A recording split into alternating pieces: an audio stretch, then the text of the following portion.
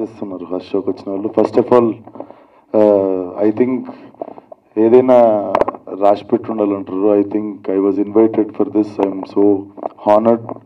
చాలా చాలా అదృష్టం ఉండాలి ఇట్లాంటి థింగ్స్కి. Like me launching 11th chapter Bhagavad Gita. And ముఖ్యంగా నేను చెప్పాలనుకుంది, ఇక్కడ ఉన్నది చాలా చాలా పెద్ద మనుషులు ఉన్నారు.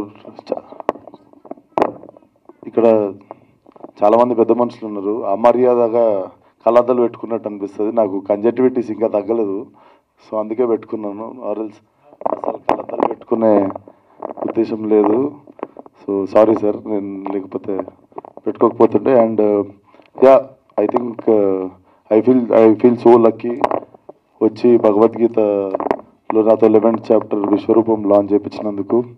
అండ్ ఆల్సో ఇది ఎస్పెషల్లీ నాలాంటి వాళ్ళకి చాలా అవసరం ఇది. ఎందుకంటే నాకు రీడింగ్ హ్యాబిట్ లేదు. ఓన్లీ నా సినిమా కథలు చదువుతుంటా.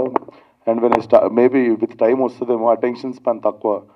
2-3 పేజీలు చదవంగానే మేబీ స్కూల్లో ఎక్కువ భయపడ్డదుకు బుక్స్కి కొంచెం అదే క్యారీ ఫార్వర్డ్ అయినండే.